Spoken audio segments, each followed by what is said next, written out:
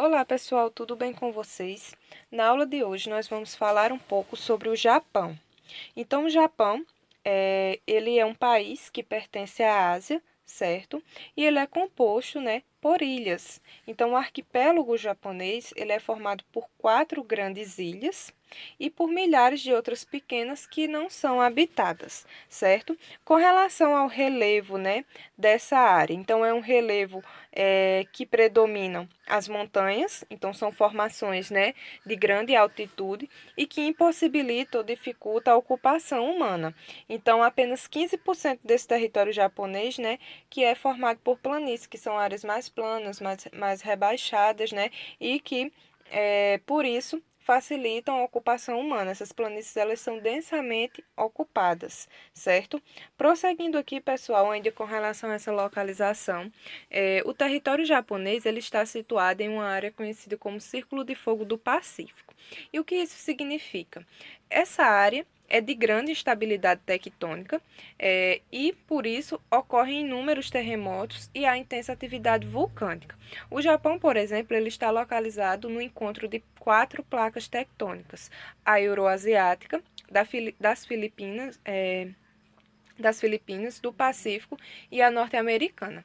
Portanto, é uma área, né, que frequentemente sofre com as questões dos terremotos e dos tsunamis, ou seja, com eventos, né, que sejam oriundos, no caso, dessa movimentação de placas, né, desse dinamismo interno do nosso planeta. Aqui nessa imagem vocês podem visualizar qual é a área, né, em que ocorrem em que há grande probabilidade de ocorrência de terremotos e atividades vulcânicas, e percebam que o território japonês encontra-se justamente nessa região. Prosseguindo aqui, por conta dessas características naturais, né, a sociedade japonesa já lida, né, já tenta, no caso, criar formas para amenizar, né, no caso, os impactos. Então, a gente sabe que diariamente ocorrem inúmeros terremotos no interior do nosso planeta que não são sentidos na superfície, mas que alguns têm uma magnitude maior e acaba ocasionando problemas às sociedades. Então, a sociedade japonesa já constrói, né, alicerces mais especiais, né, mais seguros, mais reforçados, justamente para tentar diminuir o desmoronamento, né, em caso de terremotos de grande magnitude. Um sistema de alerta para a população no caso da chegada de tsunami, e também essa população já recebe instruções de como agir em certas situações.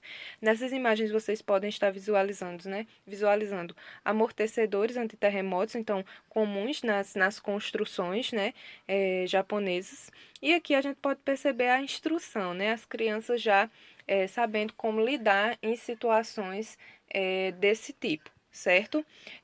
Outra questão ainda, né, com relação ao território japonês no caso, a sua extensão territorial. Então, o Japão ele tem uma extensão territorial relativamente pequena e que vem sendo, né, resolvida aí por meio da tecnologia. Então, como assim? Com a construção de baías, né, que é muito comum no Japão, então cria-se novos espaços. Então, também construções subterrâneas, como por exemplo estacionamentos, né? E também a questão das balsas flutuantes, que aumentam aí o espaço, né? E permitem a ocupação de novas áreas. Aqui é o aeroporto de Tóquio, certo? A capital do Japão, que foi construído em uma área, né? Que foi aterrada, em uma baía aterrada, certo?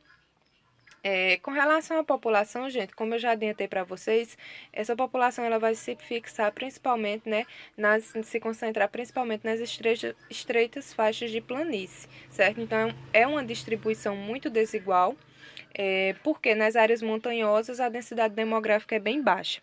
Em contrapartida, nas faixas de planície, né, que, no caso, compõem a menor parte do território, a densidade demográfica ela é muito alta. Em alguns pontos, ela pode superar os 1.000 habitantes por quilômetros quadrados, como é o caso de Tóquio. Então, aqui nessa imagem de densidade demográfica, vocês podem estar visualizando essa distribuição. Quanto mais escura for a cor, maior a concentração populacional, né? E quanto mais clara, menor.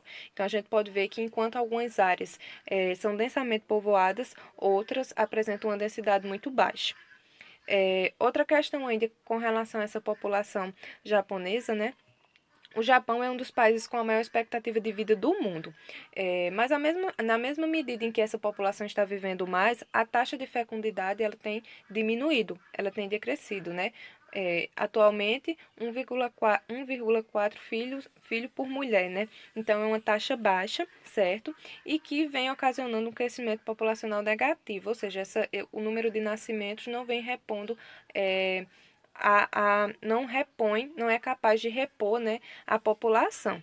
Então, essas características, né, culminaram no envelhecimento da população japonesa, né, e na diminuição da população economicamente ativa, né? Então, conforme a população vai envelhecendo, o Estado tem que gastar mais com o sistema de saúde, seguridade social, né?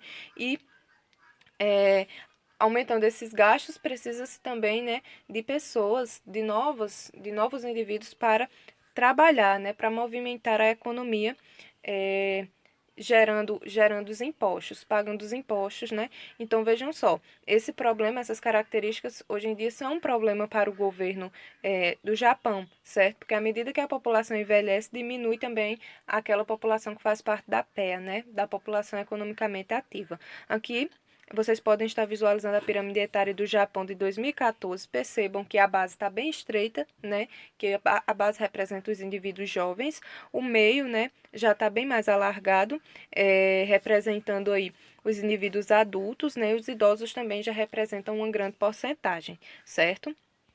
Pessoal, por hoje nossa aula vai ficando por aqui. Até o nosso próximo encontro.